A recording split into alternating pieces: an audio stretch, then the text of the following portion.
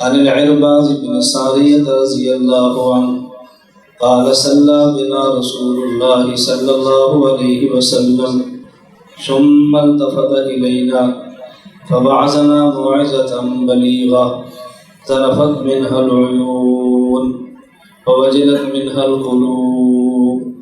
فقام رجل فقال كأن هذه موعظة مودع أو قال مودع فأوصنا يا رسول الله.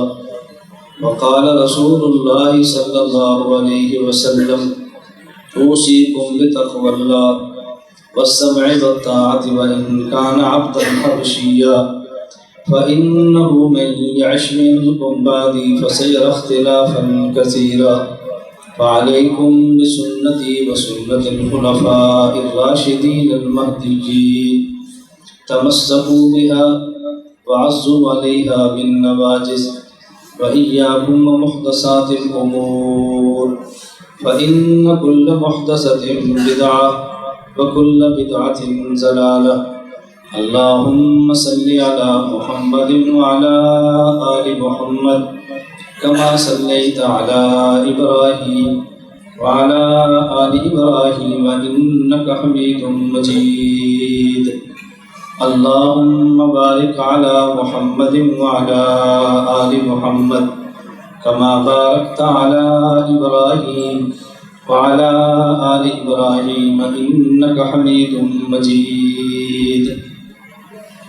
جا زندگی مدینہ سے جونکے ہوا کے لا، جا زندگی مدینہ سے جونکے ہوا کے لا، شاہد کے حضور خفا ہے منا کے لا. کچھ ہم بھی اپنا چہرہ باطن سنوار لیں، ابو بکر سے آئین عشق و وفا کے لا. دنیا مسلمہ پہ بہت ہی تنگ ہو گئی، فاروق اعظم کے دور کے وہ نقشے اٹھا کے لا. جن سے گناہ نے ہمیں محروم کر دیا، عثمان کے وہ زاویے شرم و حیا کے لا. مغرب کی گلیوں میں مارا مارا نہ پھر اے گدائے علم، دروازہ علم سے خیرات جا کے لا. معزز علماء کرام، میرے نہایت واجب الاحترام بزرگوں، مسلک اہل سنت والجماعت احناف دیوبند سے تعلق رکھنے والے نوجوان دوستوں اور بھائیوں، ہمارا آج کا جلسہ جو تعلیمات پیغمبر صلی اللہ علیہ وسلم کے نام سے منعقد ہے، میں آپ حضرات کی خدمت میں اسی عنوان پر گفتگو کرنا چاہتا ہوں. اور اس عنوان پر گفتگو کرنے کے لیے میں نے قرآن کریم میں 2 جگہوں سے تلاوت کی ہے اور حضور اکرم صلی اللہ علیہ وسلم کی ایک حدیث مبارک تلاوت کی. میں آج کی گفتگو میں آپ حضرات کے سامنے حدیث مبارک کو موضوع بنا کر بات کروں گا. اگر اس حدیث پاک کو میں سمجھانے میں کامیاب ہوتا ہوں اور آپ حضرات کو بات اچھی طرح سمجھ آ جائے تو میں سمجھتا ہوں کہ ہمارے آمد کا مقصد شاید پورا ہو جائے. حضور اکرم صلی اللہ علیہ وسلم کی تعلیمات ہمارا ایمان ہے اور نبوت کی تعلیمات کا خلاصہ قرآن کریم، احادیث مبارکہ، یہ نبوت کی تعلیمات کا خلاصہ ہے. قرآن کریم متن ہے اور احادیث اس کی شرح ہے، اور یہ وہ شرح ہے جو اللہ کے نبی نے خود فرمائی. حضرت عرباض بن ساریہ رضی اللہ تعالیٰ عنہ فرماتے ہیں، صلی بنا رسول اللہ صلی اللہ علیہ وسلم، نبی کریم صلی اللہ علیہ وسلم نے ہمیں نماز پڑھائی. ثم التفت الینا، نماز کے بعد ہماری طرف متوجہ ہوئے. فوعظنا موعظة بلیغہ، آپ نے بڑا عمدہ خطاب فرمایا. ذرفت منها العیون، جس خطبے کی وجہ سے آنکھوں سے آنسو جاری ہو گئے. وجلت منها القلوب، اور جس کی وجہ سے لوگوں کے دل خوف کی وجہ سے کانپنے لگے. ایک صحابی نے کھڑے ہو کر عرض کیا، یا رسول اللہ، ہمیں لگتا یہ ہے کہ ان هذه موعظة مودع او قال مودع، یعنی لگتا یہ ہے کہ آپ ہمیں چھوڑ کر جا رہے ہیں، ہمیں چھوڑنے والے ہیں یا چھوڑے ہوئے. لگتا ہے آپ کے جانے کا وقت آ گیا ہے. آج کی گفتگو سے ایسے محسوس ہوتا ہے. فاوصنا، ہمیں آپ کچھ وصیت فرما دیجیے۔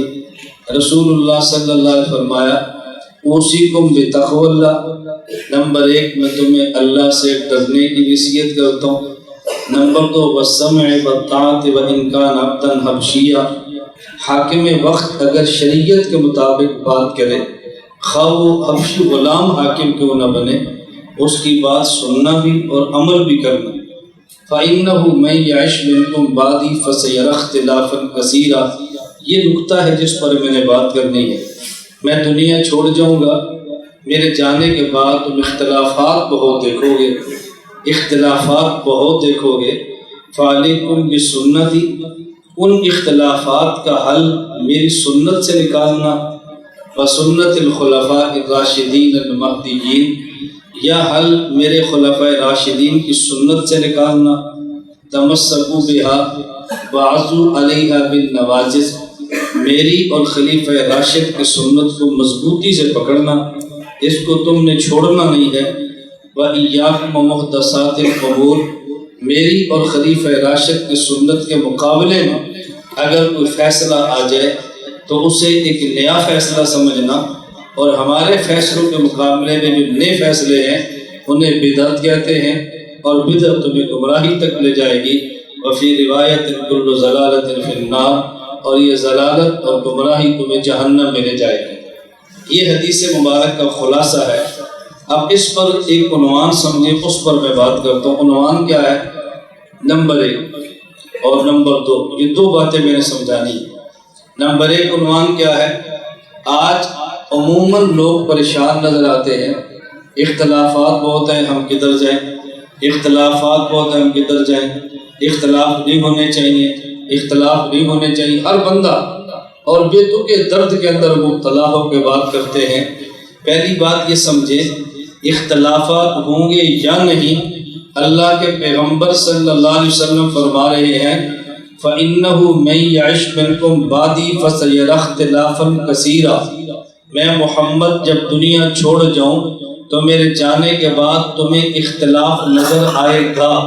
یہ کہنا اختلاف نہ ہو ایسا نہیں ہو سکتا، اختلاف ہوگا، کیونکہ اللہ کے پیغمبر نے فرمایا جو میرے جانے کے بعد زندہ رہے گا وہ اختلافات کو دیکھے گا۔ یہ تو ذہن نشین فرما لیں کہ دین کے معاملے میں اختلاف ہوگا۔ دوسری لوگوں کی پریشانی کیا ہے کہ اگر اختلاف ہو تو ہم کدھر جائیں؟